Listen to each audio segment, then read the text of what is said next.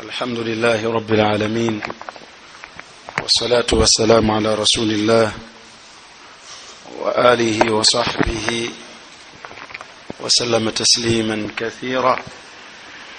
أوصي نفسي وأوصيكم بتقوى الله عز وجل، وبعد. السلام عليكم ورحمة الله وبركاته.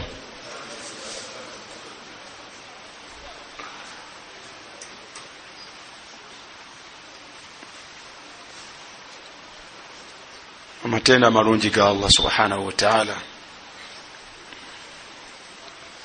tumwegayirira Allah sokusasira ku n'emirembe gye olubeerera ku mubaka we Muhammadin sallallahu alayhi wa sallam.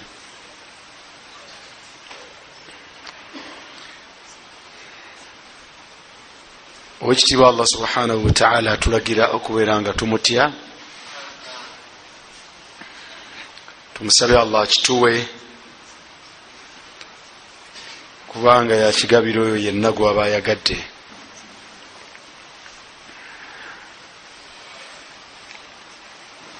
Atuwangalize ku busiraamu era kwaba atuttira, atusinkanye abalongoofu abatukulembera.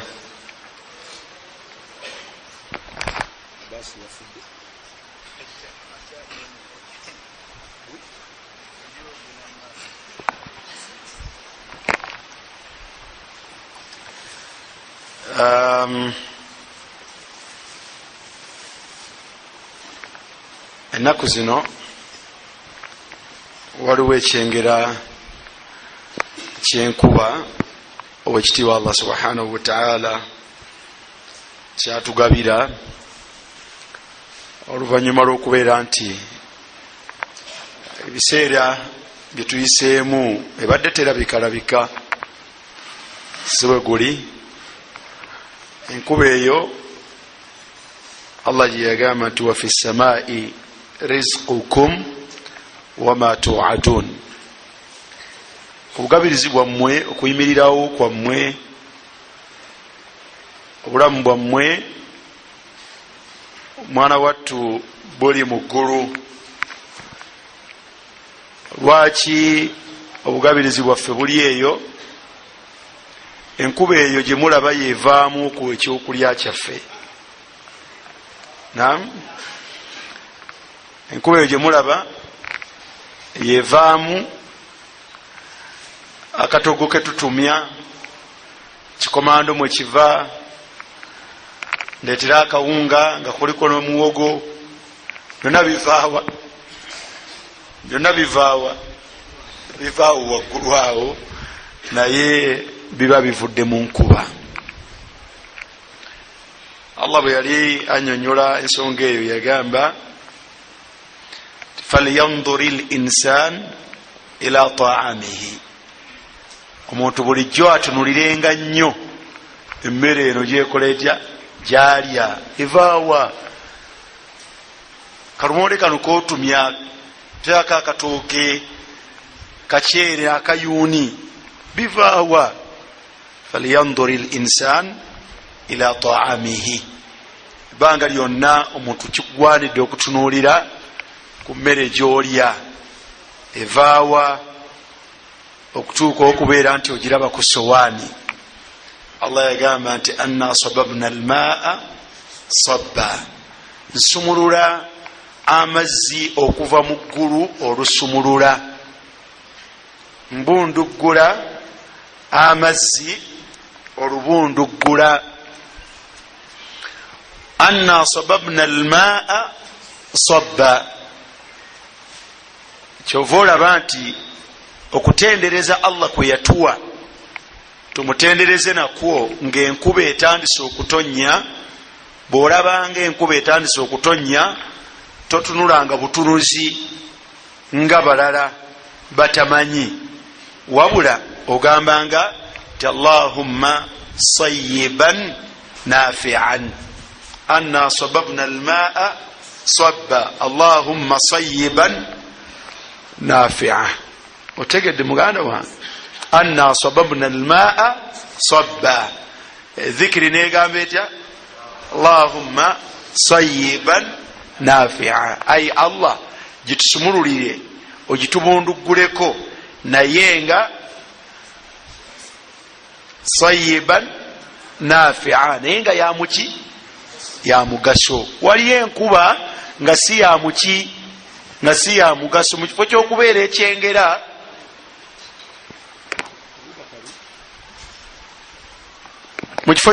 ekyengera nebeera kibonerezo.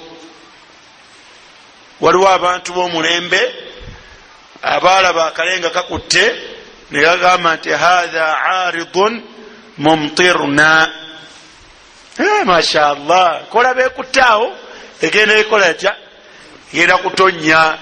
So nga mwana wattu Allah yagamba nti mulowooza nkuba, naye ekyo kyekyo mastajaltum min al'adhab, bebibonerezo bye mwasabye Allah bibanguyirize. Nkuba eyinza okuva waggulu awo naye nga yegenda okutumalawo. Kale tetutunuulira butunuulizi netulinda etonyera, wabula tusaba Allah subhanahu wa ta'ala ebeere yamuki ya mugaso. Enkuba etonya nereka abantu nga tebalina webayige kaluba. Enkuba etonya Allah subhanahu wa ta'ala nagisumulula nga temugenda kuddayo kulaba ku paapaali. Enkuba etonya nereka ensuku nga zonna ziriddawa, ziri ku ttaka. Kakati enkuba Allah gyasumulula okuva waggulu awo esobola okubeera ey'omugaso ate esobola okubeera ey'omutawaana. Kakati tusaba Allah ti Allahumma sayyiban nafi'a, tusabako ekitundu ekimu eky'omugaso gye tuli. Tegereka bulungi. falyanzur al-insan ila ta'amihi anna sababna al-ma'a sabba. Bweyiika bwetyo Allah n'agitonyesa, esangayo bye twateeka mu ttaka, bye twasiga. Esanga ekitooke nga kikaze kyewasimbuliza, esanga empeke za kasooli ez'ebijanjaalo ze wateeka mu binnya nga zikoze zitya, ng'ezimu zivunze. Naye Allah subhanahu wa ta'ala فإذا أنزلنا عليها الماء اهتزت وربت وأنبتت من كل زوج بهيج. Allah bwagitonyesako amazzi, mwana wattu ng'ekyuka ng'ekola ebyewuunyisa. Naye mu byekola, thumma shaqaqna al-arda shaqqa, Allah ayasa nayo, ayasa n'ateeka enjatika ku ttaka okwo, olwatika olwasa. Enjatika zino musobole okuyitamu emitunsi gy'ebyo ebinafu. Wenuulira omutunsi gw'ekijanjaalo gwandiyiseewa ku ttaka erikaze, ne bwe libeera bbisi gwandiyiseewa. Omutunsi gwa kasooli gwandiyiseewa. Tebirina we bisobola kuyita, naye Allah subhanahu wa ta'ala yakikola. Thumma shaqaqna al-arda shaqqa, n'ayasayasa ensi eno, n'emeza ebimera ebigenda okutugasa. Omuyembe gw'olabanga muti munene yali nsigo ng'eri wansi wa ttaka, n'emera n'amazzi g'eggulu. Allah subhanahu wa ta'ala akamera ako najja akayisa awo wayasizza mu ttaka. Olwaleero gwe olaba muti munene. Teeka bulungi. So nga ate ne kalandaluga ateeka kumera, ne kamunya ateekwa kumera, kubanga n'ennyama tugyetaaga. Owekitiibwa Allah subhanahu wa ta'ala yeewuunyisa. Ameza ebyaffe gye tugenda okubeera nga tuganyulwamu ng'abantu, n'ameza n'ebitonde ebirala bye bigenda okugasibwamu, ate oluvannyuma ffe twegase nabyo. Gwe kalandalugo tomulabako mugaso, naye ate kututwala ente n'embuzi ne tusiba ne zikola zitya, ne zirya ate enkera ne tusala ente, enkya ne tukama ne tunywa amata. naye gugwanira byenga omuddo ogutalina nsonga. ثم شققنا الأرض شقا فأنبتنا فيها حبا. bwe mala okujaasa olwo neesooka mmeza. Allah yennyini yameza habba, ebintu bye mwateeka wansi waayo nga byampeke. mu byempeke mwe muli kasooli, mu byempeke mwe muli ki ebijanjaalo, mu byempeke ebinyeebwa mwe biri, mu byempeke habba wa inaba. abamu mulya bu grapes bwe bayita inab, tekagulwako olwaleero kasanga mu supermarket babuteeka mu bunanka ne butangaala, okagulirangako mukyala wo n'omutwalirako faluuku. tegerekeka sebuba baade bataddemu bateekamu bwammwe, kagulengako olwolumu abasi butandikira ku 5 n'omutwalo. kagule naye akwewunyako noga ti Murushidi kanaani yakamugambye kalowozeza nenkaleeta. kagule okatwala akola atya akalyeko. naye bakyala baffe obwo nabo ne bawulira buwulisi nti waliyo ne bwe bayita inabu. so nga mu supermarket wamugula emigaati mukola ki weebuli. Allah yabutondera ffe tubukole tutya tubulyeko. wa inaba wa qadba wa zaituna. zaitun gyemiti egya zaitun gyegivaamu gwolaba gwe bayita olive oil. olive oil gwe tusinga okumanya wano omukulangako. omubaka sallallahu alaihi wasallam yaga ati kulu min hadha zait, mulyengako ku butto oyo ava mu zaiti ki. yaga nti fa innaha, mazima butto oyo min shajaratin mubaraka, ava mu muti gwaki gwa mukisa. zaiti zaitun omubaka yagamba nti kulu min hadha zait waddahinu bihi, mumulyengako n'okwesiga mukole mutya mwesiigeko. bamujja mu muti ogwo yuqadu min shajaratin mubarakatin zaitunatin, ava mu muti gwa mukisa oguyitibwa zaituni. Allah gwe yayogera kolaga ti wattin wa zaitun. ogulangako mu kasupermarket ecupa eyo etera esinga okuba ennungi ebeerako extra virgin olive oil. n'ogigula n'otwala ewaka n'ogamba maama Abdallah oba maama Abdurrahman, n'akwatako n'ateekako mu bizigo by'abaana n'ebyammwe ne weesiiga. emikisa abantu baginoonyeza mu bintu birala, naye Allah subhanahu wa ta'ala yabitwera mu ebyo. otegede muganda wange zaitunatin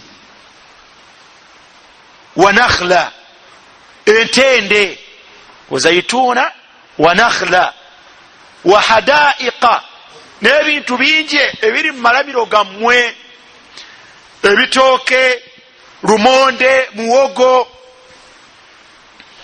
Allah bw'amala obbigabirira bw'atyo n'amazzi ago ge mulaba ne bikula. enkeera ku makya nga bakungula nga bikuze nga bakuleetera ng'obeera wano ku alidina, olwo ng'osaba eyabifumbye nga ati njagala n'ebijanjaalo, nti ete ebijanjaalo n'akawunga n'akaki n'akatooke. naye byavudde awo waggulu, byavuddewa byavudde awo waggulu. enkuba eno gye mulaba etonnya kyengera mu byengera bya Allah subhanahu wa ta'ala. mu binene byeriko yeyimiriddeko obugabirizi bwaffe n'okubeerawo kwaffe. bw'eba etandise okutonnya, saba Allah subhanahu wa ta'ala omugambe nti Allahumma sayyiban nafi'a. ate bw'emala okutonnya era mutendereze Allah, ogambe nti mutirna bifadlillahi wa rahmatihi. tugamba tutya?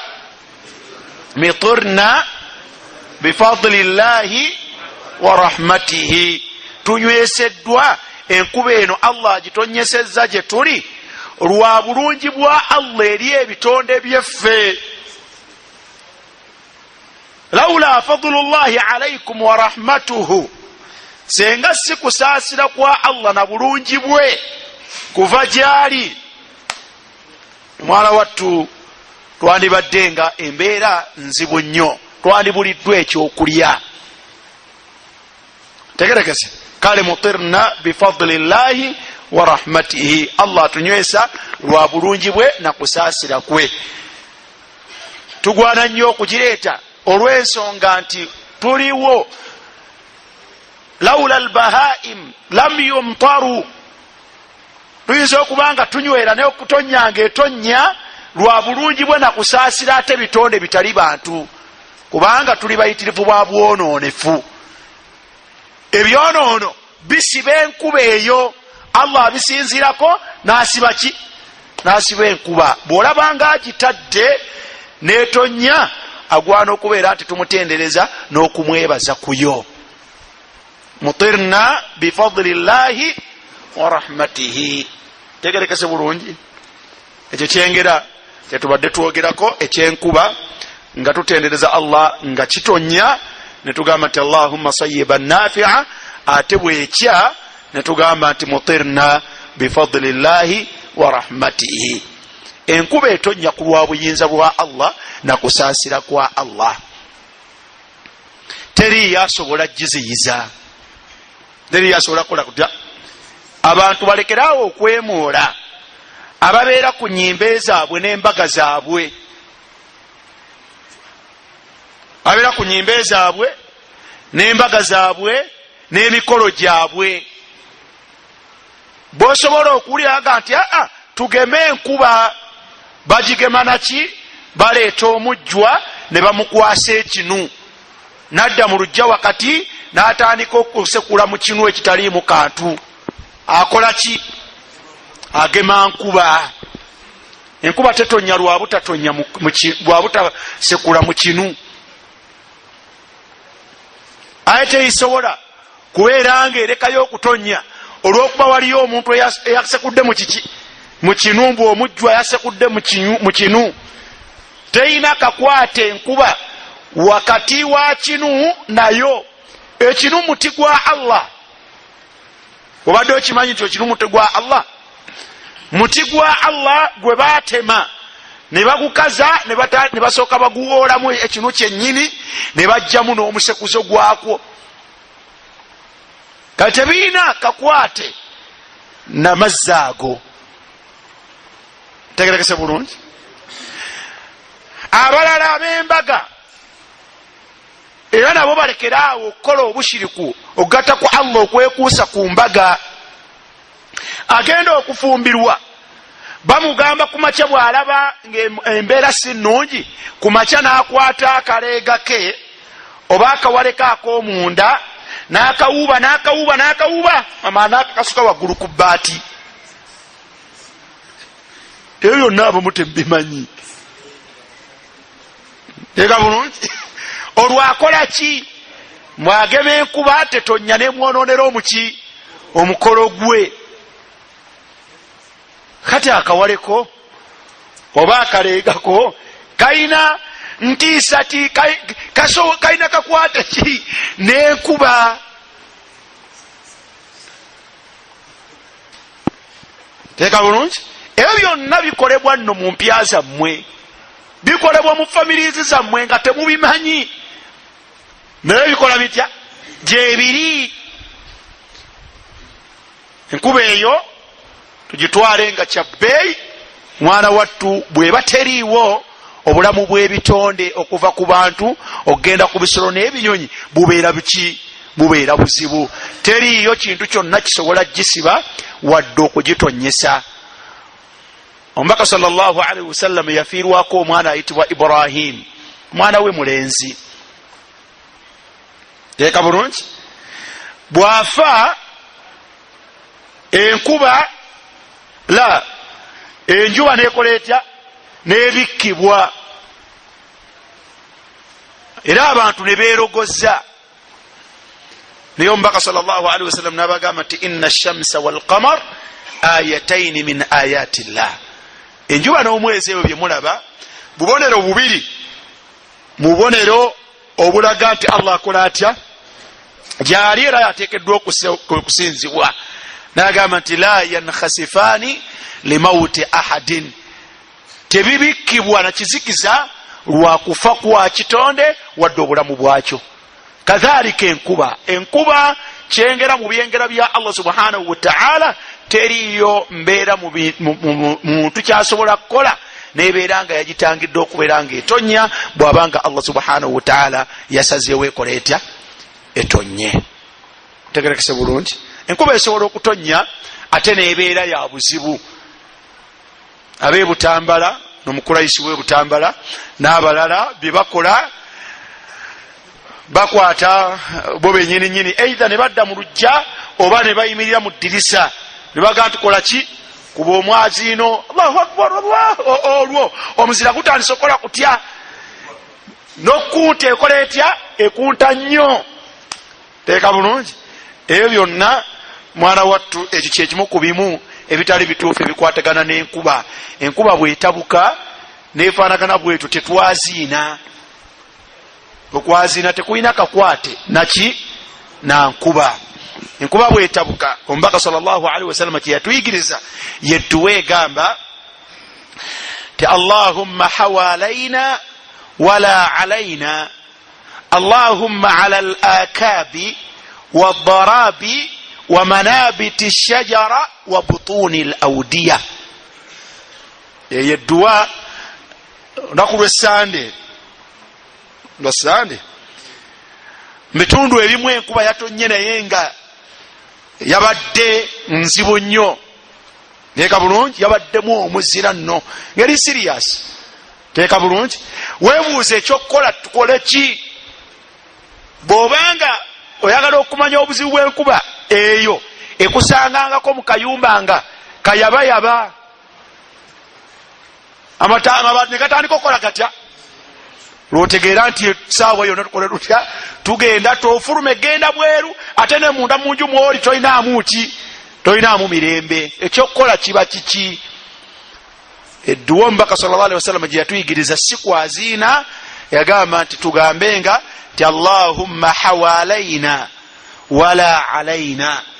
Aye Allah subhanahu wa ta'ala mwana wattu gye tukyusize ereme kubeera mbi gye tuli, efaanagana bweti Allahumma ala al-akabi wad-darabi wa manabiti ash-shajara wa butuni al-awdiya. Aye Allah gikyuse efaanagana bwoti, ogitwale mu bisenyi, ogitwale mu bifo omumera emiti mu bibira, ogitwale mu bifo ebitali mu bantu. Bimaana mwetagenda kukozesa ki? Mwetagenda kukozesa bitonde byo. Allahumma hawalaina wala alaina, Allahumma ala al-akabi wad-darabi wa manabiti ash-shajara wa butuni al-awdiya. Otegede muganda wange, ebyo nno bye bikwatagana n'enkuba ebitonotono. Ekitiibwa Allah subhanahu wa ta'ala tumusaba atuyigirize okumanya okugasa ate atugase nakwo. Olina kye mutegeddemu?